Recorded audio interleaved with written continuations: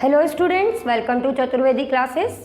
हम लोग पढ़ेंगे हमारे क्लास 10th का चैप्टर पॉलिनोमियल का एक और टॉपिक। बेटा, आप लोगों ने प्रीवियस लेक्चर्स तो देखे ही होंगे। मैंने आपको बताया था कि हमने graphs of a polynomial draw किए थे और उनका क्या आगे यूज़ करना है वो सीखना है। आज हम लोग वही सीखने जा रहे हैं। हम आज काम क्या करने वाले हैं? आज हम करने वाले हैं geometrical meaning of the zeros of a polynomial. अब आप सोचोगे कि ज्योमेट्रिकल मीनिंग क्या है किसी भी ज़ीरो का, ठीक है।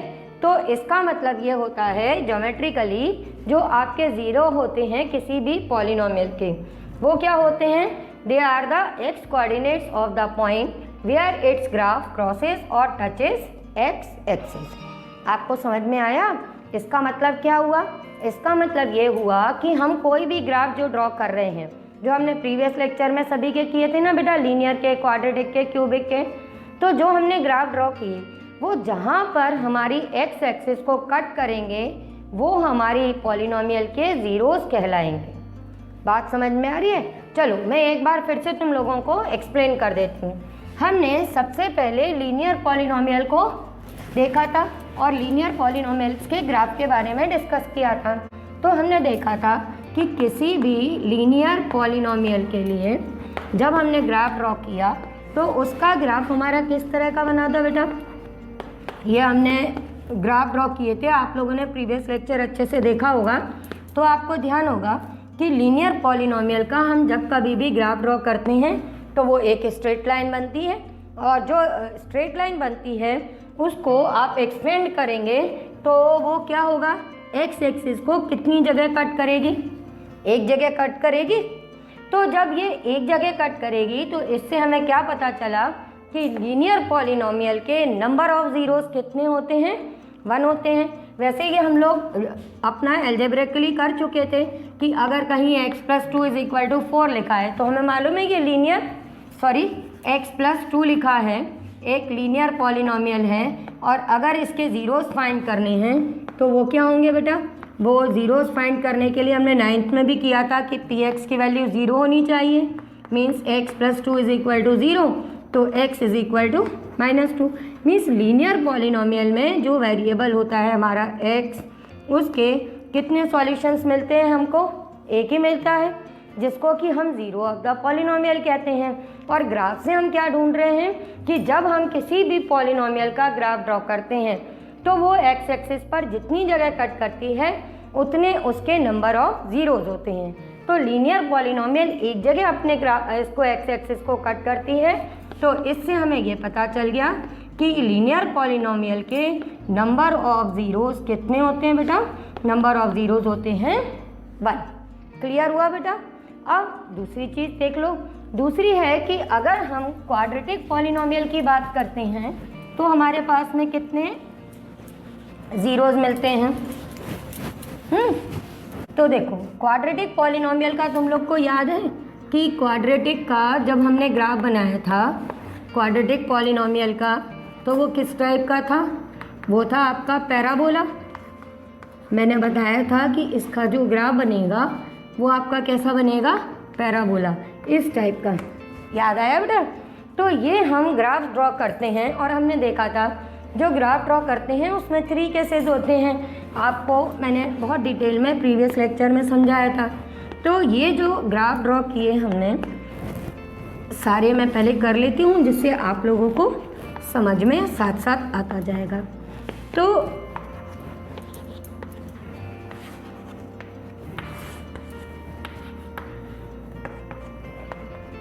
तो हमने देखा था कि जब किसी क्वाड्रेटिक पॉलिनोमियल के ग्राफ ड्रॉ किए गए तो वो या तो इस टाइप के होते हैं, हमने देखा था, या वो हमारे एक पॉइंट पर यहाँ पर इस तरह से हो सकते हैं, या हो सकता है कि वो इस टाइप से बन जाए।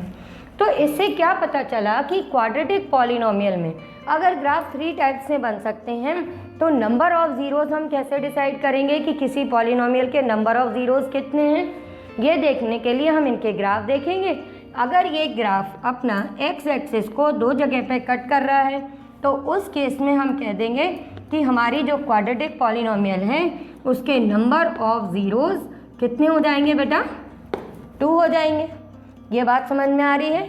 जहाँ ये एक्स एक्सिस को कट करेगा, जहाँ ग्राफ एक्स एक्सिस को कट करेगा उस पॉइंट पर हमारे नंबर ऑफ ज़ीरोज़ फाइंड होंगे, यानी कि इस पॉइंट के एक्स कोऑर्डिनेट को हम इसका ज़ीरो ऑफ द पॉलिनोमियल बोल देंगे। जैसे कि अगर ये इस किसी क्वाड्रेटिक पॉलिनोमियल का ग्राफ है और ये एक्स एक्सिस को कहाँ पे कट कर रहा है, मान लो 2 पे कर रहा है, तो x इज इक्वल टू 2 अगर हम उस पॉलिनोमियल में वैल्यू पुट करेंगे तो वो पॉलिनोमियल की वैल्यू 0 आ जाएगी और x इज इक्वल टू 2 उसका ज़ीरो ऑफ द पॉलिनोमियल होगा। और इसमें यह भी ध्यान रखना कि अगर ये यहाँ पर x इज इक्वल टू 2 पर कट कर रहे हैं तो ये यहाँ पर x इज इक्वल टू -2 पर कट करेगी, क्योंकि हमें मालूम है कि अगर हम कभी भी किसी भी नंबर का स्क्वायर रूट लेंगे, x square is equal to 4 है जैसे, तो उसकी वैल्यू +-2 आएगी। तो एक जगह वो +2 पे इंटरसेक्ट करेगा तो एक जगह -2 पे। तो इससे हमने देख लिया कि इसके नंबर ऑफ ज़ीरोज़ कितने होंगे बेटा, 2 होंगे। जब ये एक पॉइंट पर एक्स एक्सिस को टच करता हुआ चला जाएगा तो यहाँ पर इसके नंबर ऑफ ज़ीरोज़ कितने हो जाएंगे बेटा, नंबर ऑफ ज़ीरोज़ हो जाएंगे 1। अब आपको समझ में आ ही गया होगा कि जब ये किसी भी पॉइंट पर एक्स एक्सिस को टच ही नहीं कर रहा और इसका यहाँ से यहाँ तक इतना गैप है, तो इसका मतलब क्या है, इस केस में हमको कोई सॉल्यूशन फाइंड नहीं होंगे और ये हमारे यहाँ पे हमें लिखना पड़ेगा कि नंबर ऑफ सॉल्यूशंस अपने या नंबर ऑफ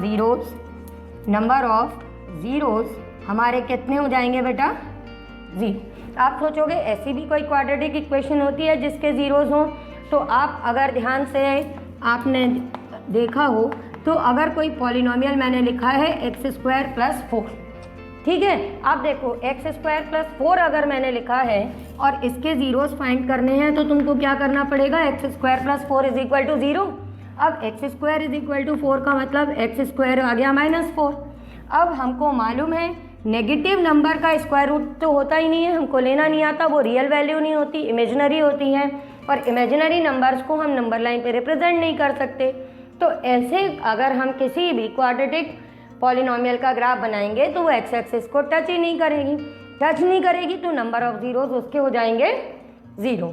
तो इससे हमने क्या देखा कि किसी भी क्वाड्रेटिक पॉलिनोमियल के number of zeros at most कितने हो जाते हैं बेटा, एट मोस्ट 2। ये आप लोगों को बहुत हेल्प करेगा अगर आपके पास में MCQ में क्वेश्चंस आते हैं, तो ये आपकी बेसिक नॉलेज आपके बहुत काम में आएगी। अब हम फाइनली क्यूबिक पॉलिनोमियल के बारे में और जल्दी से देख लेते हैं कि उसके ज़ीरोज़ किस तरह से हम फाइंड करते हैं। और ज़रूरी नहीं है इससे आप लीनियर, क्वाड्रेटिक या क्यूबिक के ही निकाल सकते हैं, आप किसी भी पॉलिनोमियल का ग्राफ देख के ये बता सकते हैं कि उसके नंबर ऑफ ज़ीरोज़ कितने होंगे। अब देखो क्यूबिक पॉलिनोमियल जिसका स्टैंडर्ड फॉर्म हमने देखा था ax³ + bx² + cx + d होता है, ओके। तो अब इसका अगर हमने ग्राफ बनाया तो आपने प्रीवियस लेक्चर में देखा ही था कि इसके जो ग्राफ्स होते हैं वो किस टाइप के होते हैं। मैं अभी फिर से बना के आपको एक बार और एक्सप्लेन कर देती हूँ। इसीलिए बेटा मैंने पिछले लेक्चर में आप लोगों को ग्राफ सिखाए थे, जिससे आप अब ये समझ पाओ कि नंबर ऑफ ज़ीरोज़ में इनका कितना यूज़ है। ये हमारी x एक्सिस है, ये y, ये x y एंड y', ठीक है। अब हमने ग्राफ किस टाइप के ड्रॉ किए थे कि अगर क्यूबिक है तो उसका एक ग्राफ ऐसे भी बन सकता है, या ये क्यूबिक पॉलिनोमियल है तो इसका ग्राफ इस तरह से भी बन सकता है, या ये क्यूबिक पॉलिनोमियल है तो ये इस तरह से भी बन सकता है। अब आपको यहाँ पे क्या दिख रहा है कि अगर ये क्यूबिक पॉलिनोमियल है तो ये एक्स एक्सिस को कितनी जगह कट कर रही है, ध्यान से देखो बेटा, एक यहाँ पर, एक यहाँ पर और एक यहाँ पर। तो जब ये ये यहाँ पे 3 पॉइंट्स पर इसको इंटरसेक्ट करती हुई जा रही है तो इस केस में number of zeros cubic polynomial के कितने हो गए बेटा, 3। जब यहाँ पे आपने देखा तो इसने यहाँ इंटरसेक्ट किया और यहाँ किया, तो यहाँ पर हमारे पास में नंबर ऑफ ज़ीरोज़ कितने मिल गए बेटा, नंबर ऑफ ज़ीरोज़ मिल गए हमको 2।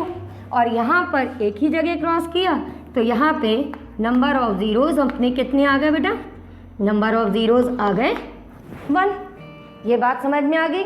तो इससे हमारी बेसिक नॉलेज क्या क्लियर हुई कि किसी भी पॉलिनोमियल के एक्स एक्सिस के साथ में जितने इंटरसेक्टिंग पॉइंट्स होंगे वो उसके नंबर ऑफ ज़ीरोज़ को डिसाइड करेंगे और इन पॉइंट्स का जो एक्स कोऑर्डिनेट है वो ज़ीरो ऑफ द पॉलिनोमियल कहलाएगा। इसी पर बेस्ड है आपकी नेक्स्ट एक्सरसाइज जो हम अपने नेक्स्ट लेक्चर में डिस्कस करेंगे। ठीक है, अगर इसके बारे में आपको कोई डाउट हो तो आप मुझे व्हाट्सएप कीजिए वीडियो के एंड में मेरे नंबर से बेटा।